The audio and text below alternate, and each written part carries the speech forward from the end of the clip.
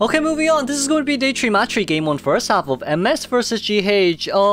GodJ did say, GH said that they want their revenge against MS, but for GodJ here, we're going to run Walk Starters against a Priestess, Psychologist, a Batter, and of course, a Mercenary, which what we've been seeing right here, though, it will be a trump card detention here with no fast pallet breaking, sadly, from GodJ's side, deciding to lock that window right there. It'll be a 15-second lock. CC here becoming the first containment, but that portal didn't come out properly, though, so yeah, it is what it is there. For GodJ to choose Walk Starters on a map like this is going to be really hard, especially against a 4-man VC though. Meanwhile, CC here is just able to loop around these areas with such high pallets. For GodJ in general, he needs to lock that pallet regardless. If he goes through here, then our Priestess should be able to take the pallet speed boost to rotate in between these high walls once again. Blink being ready here though. A 3-man escape is currently up to 90%, with our side here decides to not blink out here immediately. CC needs to start to be careful of Blink. Yep, he was not careful of Blink. Blink time was ready though. Their teammates not say anything about it. Only coming into the harass a little bit earlier than I expected. Probably should finish the Cypher first, missing the ball hit right there, which is a little bit more unfortunate from an top batter from Asia server or Korea server. I don't know if they have their own server, but anyways, moving on to what we're gonna do. It does seem like our batters that Persona trait. Saying coming with the rescue right now, gonna go up very closely towards 100%. Problem here is she needs to elbow pad away. No, we're not gonna go after Seiyun anymore. It's a bit more surprising for me that we don't want to go for the double down here. Maybe it's because of the high walls here that CC can rebound kite for quite a bit of time. But with a Priestess here who's no items remaining on his hands, Priestess should still be able to contain for a little bit more time. We do see that Batter wants to come into harass though. Meanwhile, it's going to be a 100% wax right here, and Batter did not come in and got slapped in the face once again. Allowing tie time to come out here is already good enough from our Priestess's side, but with a Batter being nearby as well, the Hunter does know. Lands a few of the wax there, but Batter here definitely does have Flywheel to utilize as well. Can we get the hit back? We did get the hit back, but we also got the body block. With one long portal being used right here, an immediate window speed boost, but this window speed boost I didn't think it really come into the full 50% effect, considering that one long portal already pulled such a huge distance away. Deciding that he wants it down near this corner. Here's a small problem though. Batter has no borrow time and Batter is not nearby, meaning that we can't hit a home run here then from Batter's side. That's the thing, because Batter didn't come in early enough. If you want Batter to come in to rescue now, you need to make sure that you have the Mercenary and the Psychologist decoding the same cipher, trying to lock that cipher machine right there. OVO successfully opening it. We're missing one full cipher, and that one full cipher is the one, is Batter one's, to be fair, the one at 99%. It's you either come in early or you don't come in. That's the thing about that. They should have been able to finish that cipher, but Batter coming in here with the rescue gets the successful rescue, but did get the down on Priestess though. That's a little bit unfortunate there, considering the fact that you should not have really done that. I don't think you should have done that. Batter here needs to utilize that Flywheel. Can we time this properly? No, the Flywheel did come in a little bit earlier than we expected, but with a cipher machine being at 55% as of now, this is huge for GodJ. If GodJ realizes that Batter doesn't have Batter doesn't have borrow time, then you might as well just aim for Batter and see how it goes.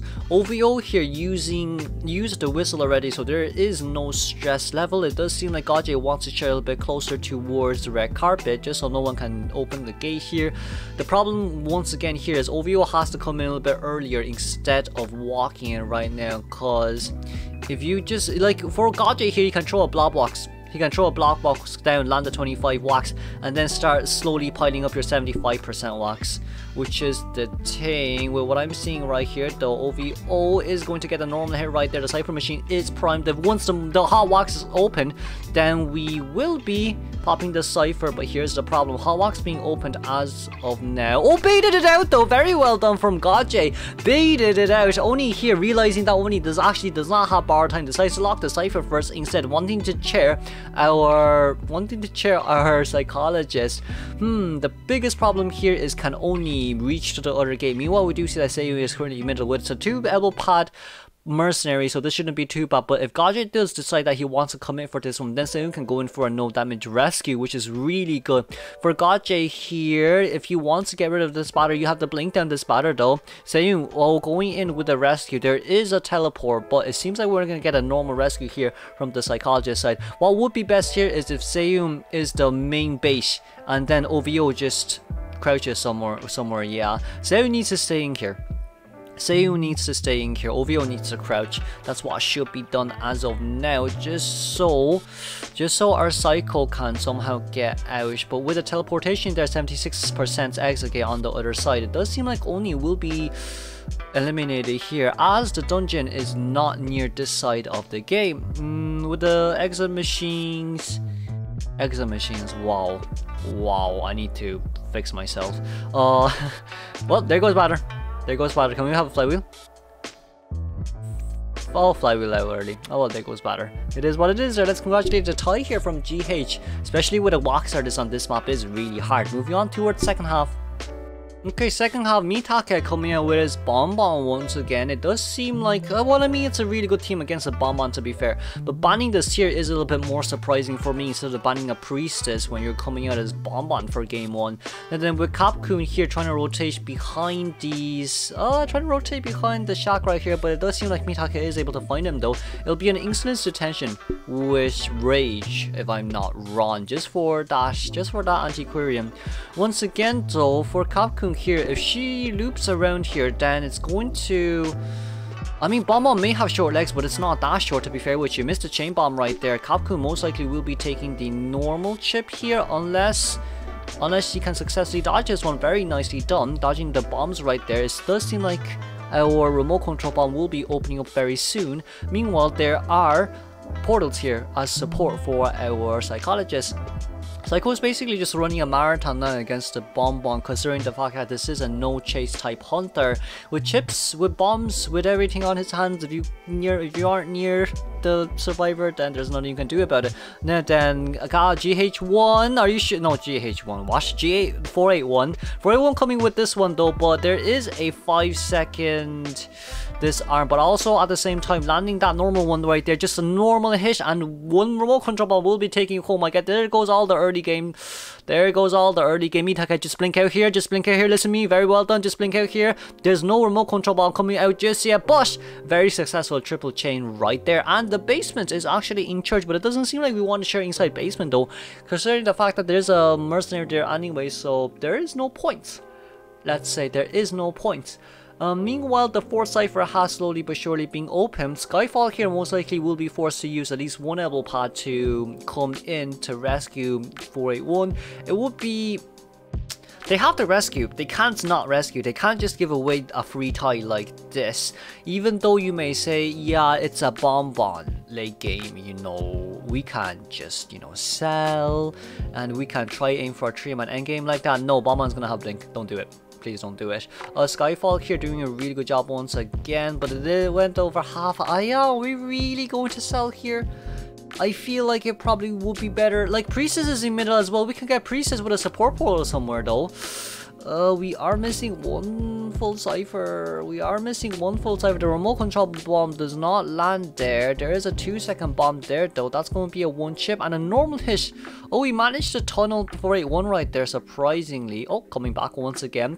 Oh no.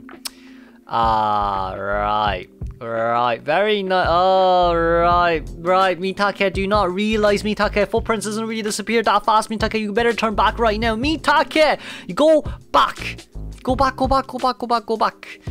Mitake doesn't find it here, then game 1 is going to be given to GH. If Mitake is not able to find the psychologist here, then game 1 is going to be given to GH. As we do see here as well though, the Priestess healing the psychologist. Psycho here needs to start crouching. Priestess and Mercenary needs to give the location. No, not Priestess and Mercenary and Antiquarian needs to give the, no, Priestess and Mercenary needs to give the location of BonBon for the Antiquarian. Antiquarian here has to crouch for as long as he can. Mercenary, no, wait, why is 481 running the other direction? 481. What is your survivors doing? What is Skyfall doing? Why is Skyfall not saying anything? What? This could have been a 4-man endgame, GH. This could have been a 4-man endgame. And then trying to chain the bombs right there. Thankfully, it didn't really chain, and it seems like 481 decides to not come back anymore. But with the chain bombs here, it does seem like the red carpet will be able to deal as much damage here as possible. We do have one remote control bomb here as well. That's a half health on towards our on towards our priestess. And it does seem like priestess will be going down here alongside with the anti-Korean, missing the hit right there. Can we hit the anti? It seems like we do not want to hit the anti. Wants to get the guaranteed tie right here. Why did you guys not say anything to 481? This could have been a 4-man endgame, GH. This could have been a 4-man endgame. As we saw, oh my lord, we saw anti-Quarian. We saw her hesitating on which way to go. Why did the survivors not say anything at all? Then the Skyfall here becoming the next chase. I mean, it's a mercenary with 2 elbow pads, which isn't too bad. Dungeon is also nearby as well, which is kind of a good thing. But if we teleport here, it may not be that much of a great idea here. Decides that he does not want to go after the priestess anymore. Priestess with that much portal is kind of scary though, so I won't lie about that. For Mitaka here, it would be better to save up bombs before you hit the mercenary, because if you have no bombs, there's no points. If you have no bonds, there's no points. The mercenary currently with 2 elbow pads, no survivors at the exit gate as of now. Capcom rushing towards the exit gate. That's the first elbow pad being used as of now. Little boy having a portal on his hands. So where is this portal going to go is the biggest question as of now. Little boy, where did your portal want to go? Do we want to rush now? Rushing now is not the best idea. The gate just started. Is no one saying the gate? Why are we not counting down the gate now? MS versus Mitaka can just blink out here. There's no elbow pad remaining on towards the survivors anymore, as we are going to go forward towards the mercenary, getting the mercenary down here. As we do see as well, it does seem like the boy is able to rotate and use flywheel in between the gates. And let's congratulate a tie for Mitaka here, even though it should not have been a tie. Moving on towards game 2, shall we then? Ay.